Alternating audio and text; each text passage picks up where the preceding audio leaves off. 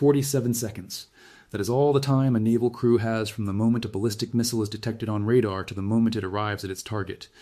47 seconds to identify the threat, confirm it is real, calculate its trajectory, select the right interceptor, fire it, and pray that everything works perfectly. Now imagine not one missile, not 10, not 50, but 340 ballistic missiles launched simultaneously, screaming toward a single target at speeds exceeding a mile per second. Today we are going to walk through a scenario that military analysts, naval wargamers, and Pentagon planners have studied in classified rooms that most of us will never see the inside of, but would actually happen if Iran launched a full-scale ballistic missile barrage at the USS Gerald R. Ford, the most advanced aircraft carrier ever built by human hands. This is not a news report about something that happened yesterday. This is a deep, detailed, unflinching look at one of the most serious military scenarios being wargamed in the world today. And by the end of this video, you will understand why the people responsible for protecting American naval power in the Middle East are losing sleep over exactly this kind of threat. Before we get into it, drop a comment right now and tell us where in the world you are watching this from. Whether you are in the United States, the United Kingdom, Canada, Australia, India, Pakistan, or anywhere else across the globe, let us know your country below. We have viewers tuning in from dozens of countries every single video, and we genuinely love seeing where this conversation is reaching. Go ahead, drop your location in the comments right now. Now, to understand the full weight of this scenario, you first need to understand what the USS Gerald R. Ford actually is, because this is not just another warship. The Gerald R. Ford is the lead ship of the most advanced class of aircraft carriers ever constructed, a vessel so technologically sophisticated, so expensive, and so powerful that it represents an entirely new category of naval capability. It cost approximately $13 billion to build. It is over 1,000 feet long, longer than the Empire State Building is tall. It displaces about 100,000 tons of water when fully loaded. It carries up to 90 aircraft of various types: fighter jets, electronic warfare aircraft, surveillance planes, helicopters, and it can launch and recover those aircraft at a rate significantly higher than previous carrier classes thanks to its new electromagnetic aircraft launch system, which replaced the older steam-powered catapults. It is powered by 2 nuclear reactors that give it essentially unlimited range. It does not need to stop for fuel. It can stay at sea for years if it needs to, limited only by the food and supplies it carries for its crew of approximately 5,000 sailors and airmen. The Gerald R. Ford is not just a weapons platform. It is a symbol. It is the physical embodiment of American naval power projection, the ability to take an enormous, mobile airbase and position it anywhere in the world's oceans within days. When an American president wants to send a message to a regional adversary, the first question asked in the Situation Room is often, where are the carriers? Because carriers are the ultimate expression of American military reach. They say, we can be anywhere, we can strike anything, and we can sustain that capability for as long as we choose. The Gerald R. Ford specifically has been deployed to the eastern Mediterranean and surrounding regions during periods of high tension, precisely because its presence is meant to deter, to make adversaries calculate that the cost of escalation is too high to contemplate. Which brings us to Iran, and to the specific, deeply serious question at the heart of today's video. Iran's military doctrine, the strategic framework that guides how its armed forces think about conflict with the United States, is built around one central idea. That idea is American aircraft carriers are the center of gravity of American power in the region. They are the thing that makes American military presence in the Middle East possible at scale. They are the platforms from which American airstrikes would be launched in any conflict. They are the command and control hubs around which American naval battle groups are organized. And therefore, in Iranian strategic thinking, they are the primary target. Not a secondary target. Not a target of opportunity. The primary target. The thing that, if removed from the equation, fundamentally changes the military balance in any conflict. Iran has spent decades and significant resources developing what military analysts call an anti-access, area denial strategy. The goal of this strategy is not to defeat the American military in a conventional head-to-head confrontation, which Iran knows it cannot do.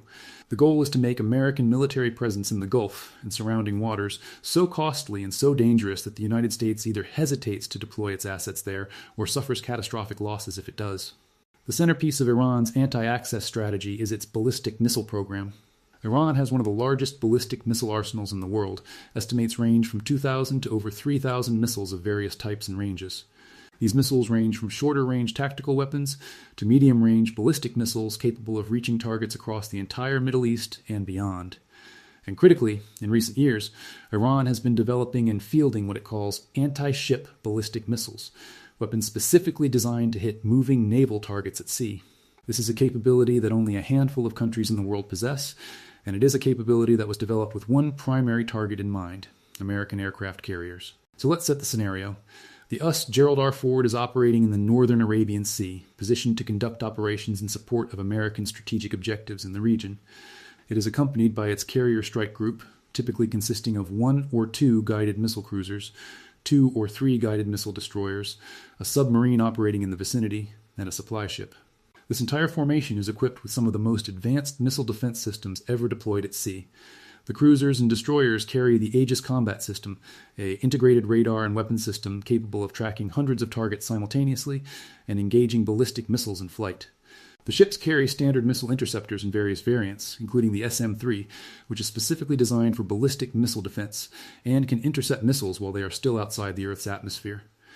The carrier itself has close-in weapon systems, the Phalanx Soyuz, which fires thousands of rounds per minute and is designed as a last line of defense against threats that have penetrated all other layers. On paper, this is an extraordinarily capable defensive architecture. Multiple layers, multiple intercept opportunities, redundant systems, highly trained crews who drill for missile defense scenarios constantly. Now, Iran launches 340 ballistic missiles, fired in coordinated salvos designed to overwhelm that defensive architecture. And here is where the physics and the mathematics of missile defense become absolutely critical, because this is where the scenario gets truly alarming.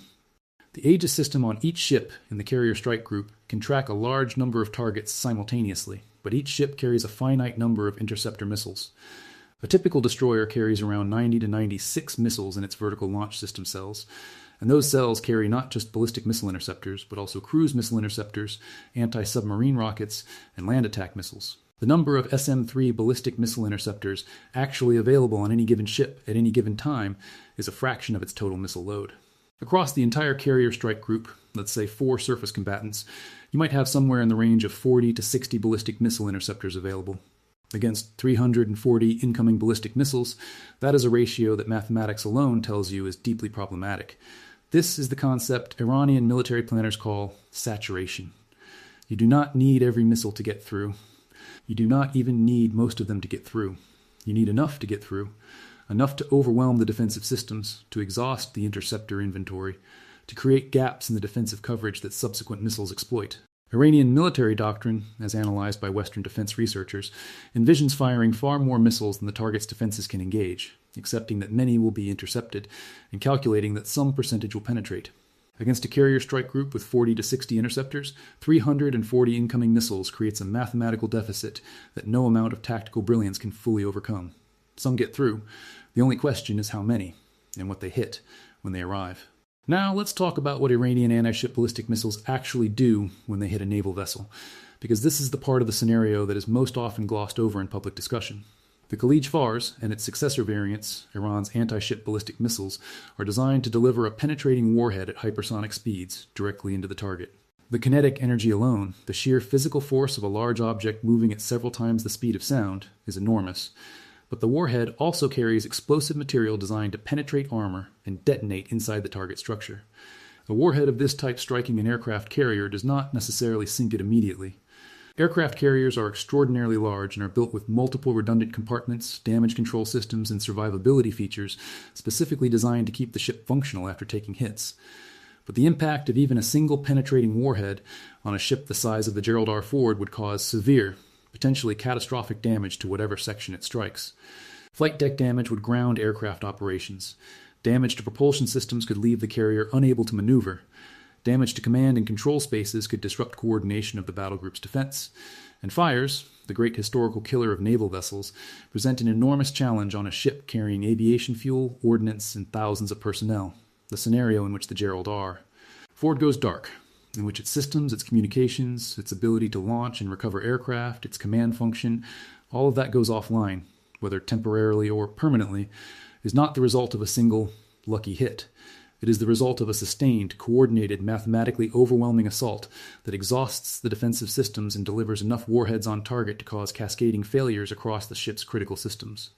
And in that scenario, 47 seconds is not just a number, it is the heartbeat of a crisis.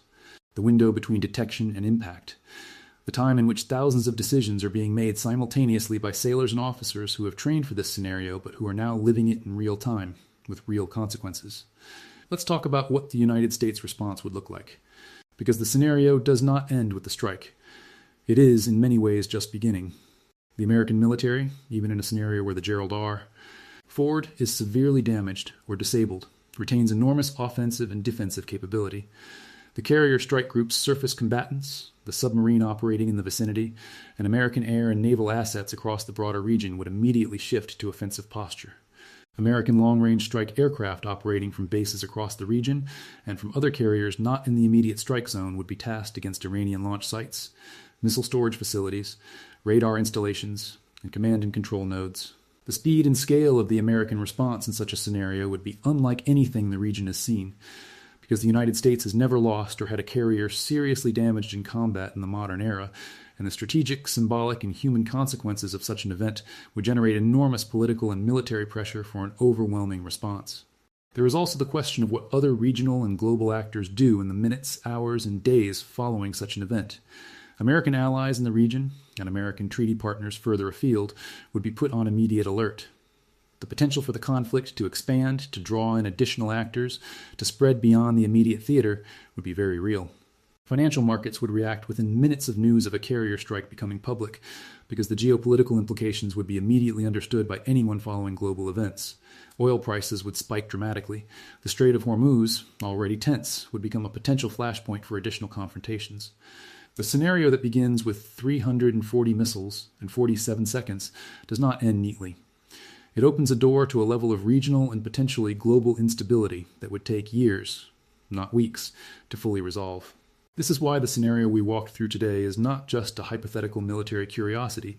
It is one of the most actively studied and seriously considered scenarios in American defense planning.